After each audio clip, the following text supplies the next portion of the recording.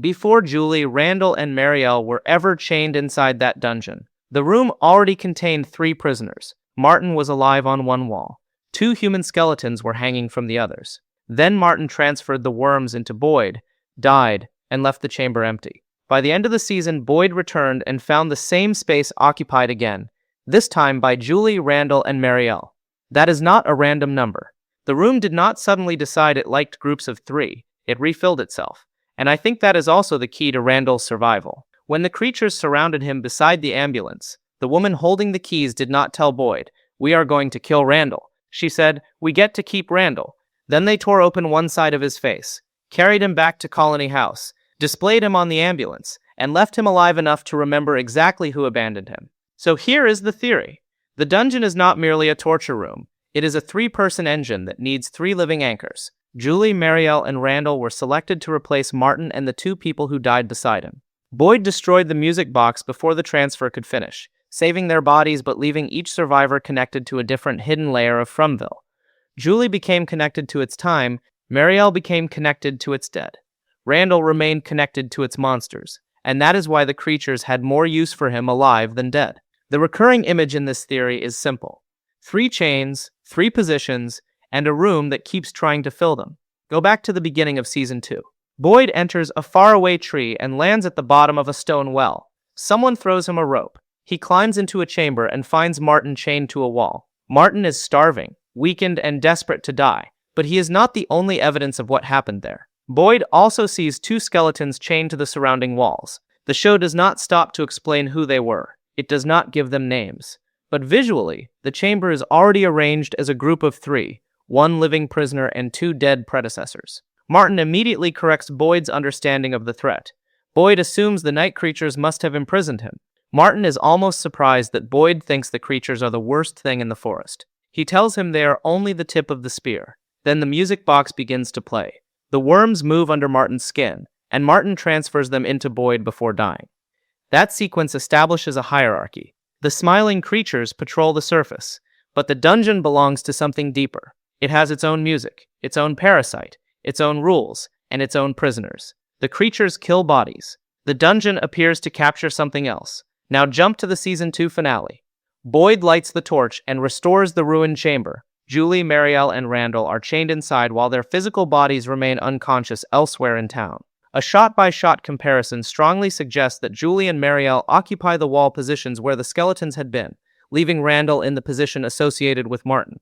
The series has never verbally confirmed that exact seat assignment, so we should not pretend it has, but the visual rhyme is too clean to ignore. 3 old captives disappear, and 3 new captives refill the same architecture. That is the first major receipt. The number 3 does not begin with the nursery rhyme, it begins with the room itself. The next clue is the route the curse takes through the season.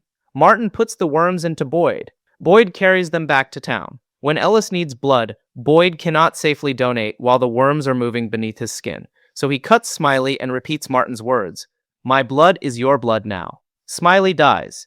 That looks like a victory, but it is actually a transfer. Soon afterward, hundreds of cicadas appear across Smiley's corpse.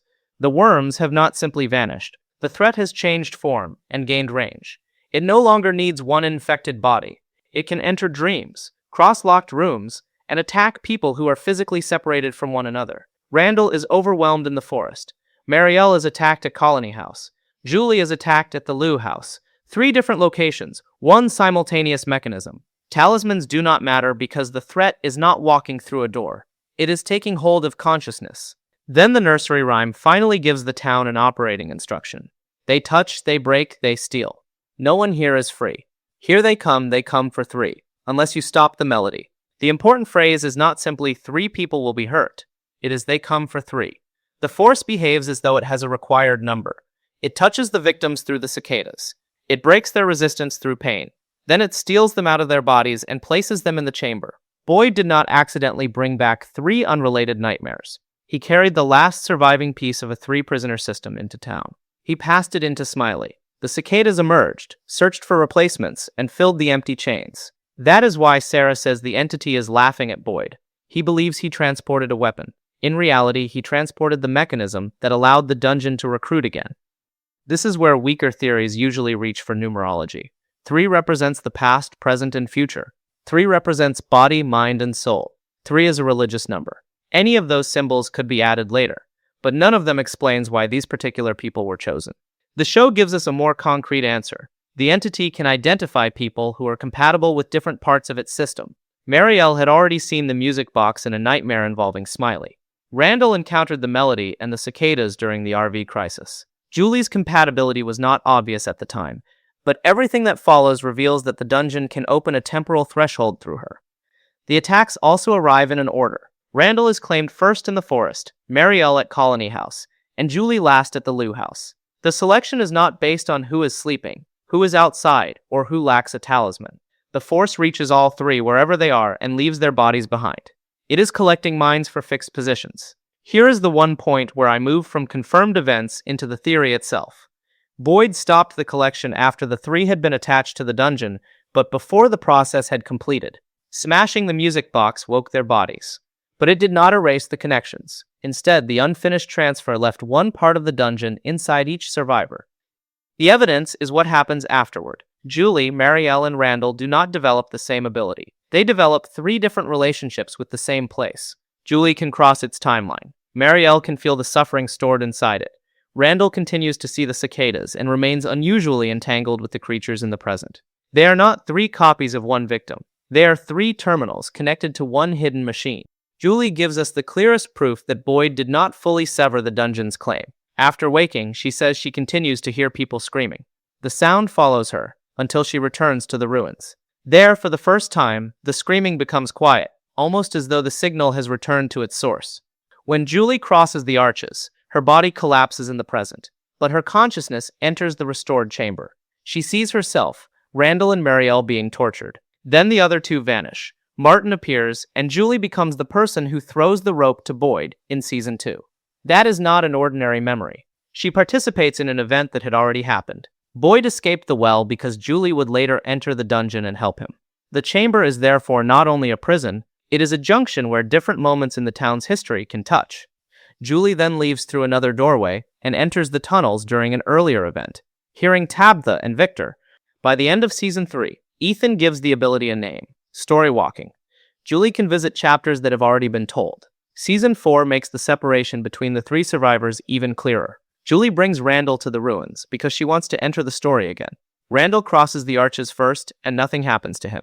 He is not a storywalker. But that difference is useful. Julie's body remains vulnerable in the present, and Randall is the person capable of pulling her out when a creature attacks her inside the past. Julie is the chain through time. She opens the dungeon's chronology, but she needs someone outside the story to keep her attached to the present. That person is Randall. Marielle's connection remains quieter for longer, but Season 4 finally gives it a shape. Inside the ambulance, an unseen force locks restraints around her wrists and blasts screaming voices through the radio. Later, she is pulled back into the sensation of being chained inside the dungeon. When she explains the experience to Christy, she does not describe one ghost or one memory. She says she felt the suffering of every person who had died there. She concludes that something ancient is feeding on that suffering, and that death may not release anyone from the town. That statement changes how we should read her role in the trio. Julie can enter moments that still exist as chapters.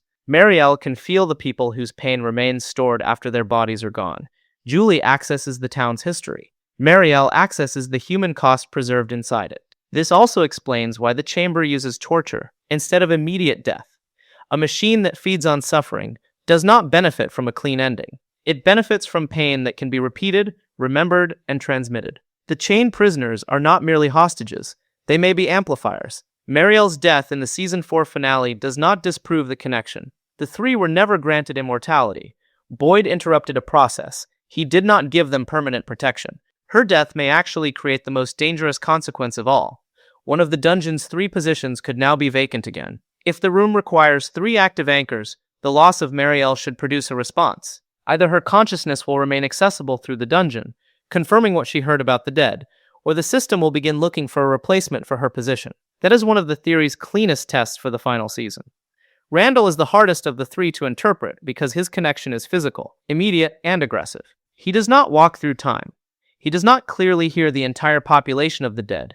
He sees the cicadas while awake, including when nobody around him can see them. In Season 3, the swarm invades the van while Julie sees nothing. Randall loses control, stops the vehicle, and falls into panic. The dungeon has been destroyed in physical form, but its signature can still reach him. The melody has stopped, yet the insects behave as though his channel remains open. Randall is also the member of the trio most focused on the creature's behavior. He studies their patterns from the bus. He knows which ones repeat routes and which ones are missing. That observation begins as a survival strategy. But under this theory, it has another meaning. Randall is tuned to the surface arm of the same system that held Martin. Remember the room's original arrangement. Martin was the only living prisoner among two skeletons. He was also the person carrying the worms. If the latter composition places Randall in Martin's position, Randall may have inherited the active station, the one that carries the signal outward rather than simply receiving suffering inward. That does not mean Randall secretly contains literal worms. The show has not demonstrated that. It means his continued cicada visions, his connection to the creatures, and his ability to remain physically present while Julie storywalks all point toward the same role. He is the anchor on this side of the threshold. Julie crosses. Marielle hears what remains. Randall holds the line between the chamber and the living town. Now return to the ambulance scene, because the wording matters. Randall risks his life to retrieve the toolkit that can free Tabitha. He throws it to Boyd. Then, before the creatures touch him, the cicadas surround him and drive him to the ground. That order is crucial. The music box signature reaches Randall first. Only after he is immobilized do the night creatures close around him. Then the woman in the nurse uniform appears behind Boyd with the ambulance keys and offers a trade. Take the keys, but they get to keep Randall. She finishes with a sentence designed to destroy Boyd. You can't save them all. The minimum explanation is already strong. The creatures want to break Boyd. Killing Randall immediately would hurt him, but returning Randall alive is worse. Randall can accuse Boyd. The town can question Boyd. Every time Boyd sees the scar, he has to relive the choice. The creatures transform one terrible night into a conflict that continues during daylight. But the deeper connection is the cicadas. If this were only a random monster attack, the swarm would be unnecessary. Randall is first seized by the force connected to the dungeon, and then handed over to creatures Martin described as the tip of the spear. That suggests coordination between levels of the system. The nurse does not say, "We get to eat Randall." She says, "We get to keep Randall." They take possession of him for a purpose. Then they stop before killing him. They tear open one side of his face, a devastating, permanent wound, but a survivable one, and place him across the ambulance where Boyd and everyone at Colony House will see him. That is not a failed execution. It is staged communication. The monsters know how to kill efficiently. They had helpless access to Randall, time, numbers, and complete control. Leaving him alive is therefore a decision. The scar becomes a chain outside the dungeon, visible evidence that binds Randall to Boyd's guilt and keeps the emotional suffering active long after the physical attack ends. And if Randall occupies the active Martin position, the higher system still needs him functioning. The creatures can mark him, weaponize him, and use him to fracture Boyd's authority, but killing him at that moment would destroy a living connection that the dungeon had already claimed. That is why Randall survives. Not because the creatures suddenly show mercy, not because they lose interest. He survives because pain, memory, and conflict are more valuable than a corpse, and because the thing above the creatures may not have been finished with him. So what does 3 mean? The most logical answer is not an abstract symbol. It is capacity. The chamber is built around 3 chained positions. Martin and 2 skeletons form the first visible set. Randall, Marielle, and Julie form the next. The nursery rhyme announces a collection of 3. The cicadas reach 3 separate bodies. When Boyd restores the dungeon, all 3 minds appear in the same room. 3 is the number required to complete the circuit. The survivor's later abilities suggest what that circuit connects. Julie gives access to time, the chapters in which events remain fixed. Marielle gives access to the dead, the accumulated suffering that does not disappear. Randall gives access to the living present, bodies, cicadas, and the creatures that enforce the town's rules on the surface. Time, suffering, and enforcement, the story, the memory, and the hand that keeps it repeating. The nursery rhyme also reads like a 3-stage process rather than 3 random verbs. First they touch. The cicadas establish contact and leave marks that can cross dreams into flesh. Then they break. The victims are overwhelmed, separated from their bodies and subjected to pain. Then they steal. Their consciousness is removed and fastened into the dungeon. Boyd stops the melody before the final stage becomes permanent. That is why the 3 awaken. But stopping an operation in the middle does not always restore the system to its original condition. Sometimes it leaves unfinished connections, corrupted pathways, and pieces of the machine operating outside the room. That is exactly what the show has given us. One survivor walking through time, one survivor hearing the trap dead, and one survivor still seeing the cicadas while the monsters deliberately keep him alive. This reframes the dungeon's place in the mythology. It is not simply where a monster stores 3 victims. It may be the machinery that converts human pain into something the deeper entity can use. Martin survives there for an unknown length of time, while 2 prisoners decay beside him. He begs Boyd to kill him, which means remaining alive is worse than death. Marielle later feels the suffering of everyone who has died in the town and concludes that the pain is still being consumed. Julie discovers that past events remain accessible from the same location. Randall carries the system's mark back into ordinary life. All 3 functions serve repetition. Time keeps the story available. The dead keep the suffering available. Randall keeps the consequences active among the living. This also makes Martin's tip of the spear warning more precise. The night creatures are terrifying, but they are enforcement. They generate fear, injury, betrayal, and grief on the surface. The dungeon is where that suffering can be stored, replayed, or routed into a deeper force. Boyd believes smashing the music box defeats the monster because the immediate attacks stop, but the following seasons show residual effects in all 3 survivors. He broke the visible control object. He may not have destroyed the network attached to it. And that is the darker answer to why the 3 were selected. Fromville did not merely want 3 deaths. It wanted 3 interfaces capable of connecting the living town to everything the dungeon contains. There are 3 obvious objections to this theory, and they matter. First, the 2 skeletons might be production decoration with no connection to Julie, Marielle, and Randall. That is possible. The show has not identified them, and the exact wall position comparison is visual inference. But the writers introduced a chamber containing 1 living captive and 2 chained dead people, then ended the same season with 3 new captives in that chamber. Even without exact seat matching, the repeated 3-person structure remains. Second, Randall may have survived only because the creatures wanted to torment Boyd. I agree that this is the confirmed surface motive. The trade, the line about saving everyone, and the public display are all designed around Boyd's guilt. The theory does not replace that explanation. It explains why Randall was the perfect victim, and why the cicadas seize him immediately before the monsters take him. Third, Julie's story walking might have nothing to do with the music box possession.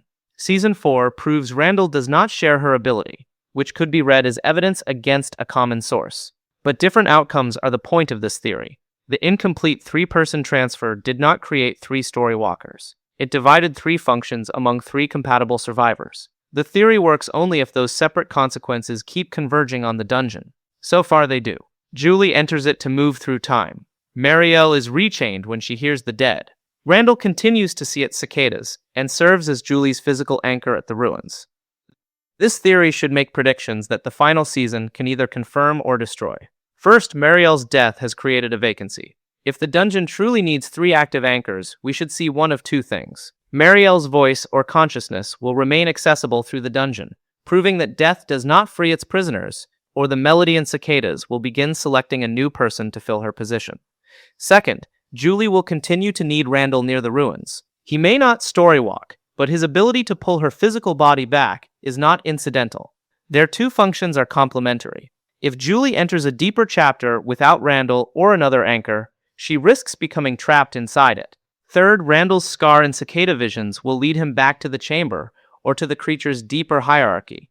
The story has kept him alive, marked him, and repeatedly returned to his connection. That thread should become functional, not merely traumatic. Fourth, we should eventually learn that Martin and the 2 skeletons were an earlier set of 3, whether they were residents from a previous cycle or victims selected by the same mechanism. The identities may differ, but the structure should repeat. The falsifiable test is straightforward. If the show reveals that the skeletons have no relationship to the 3-person curse, if Marielle's dungeon visions lead nowhere after her death, if Randall's cicadas never connect to a larger function, and if his survival is explained only as ordinary creature sadism, then this theory is wrong. The honest open question is whether the music box powered the engine or restrained it. Martin warns Boyd to leave before the music stops, while the rhyme says stopping the melody can save the 3. That contradiction may mean the box is both lock and timer. It contains the force while also governing each collection cycle. Boyd may have saved 3 people by breaking the lock on something much older. But the pattern we can already see is difficult to dismiss. Three chains were waiting before Julie, Marielle, and Randall arrived. Three mines were stolen when the cicadas returned, and one of those three was later taken by the creatures, permanently marked and deliberately returned alive. Boyd thinks he entered the dungeon twice. The first time, he freed Martin's infection. The second time, he freed Julie, Marielle, and Randall. I think the truth is more dangerous. He interrupted a three-person machine and sent its unfinished connections walking back into town. Julie carries its time. Marielle carried its dead. Randall carries its living mark. That is why there were three. That is why the room refilled itself. And that is why the creatures did not finish Randall beside the ambulance. They were not sparing him. They were keeping him useful. The question for the final season is no longer whether Boyd destroyed the music box. It is whether the dungeon can rebuild itself through the people who escaped it, and who it will choose now that one of the three chains may be empty again. Subscribe for more from theories grounded in what the show actually puts on screen.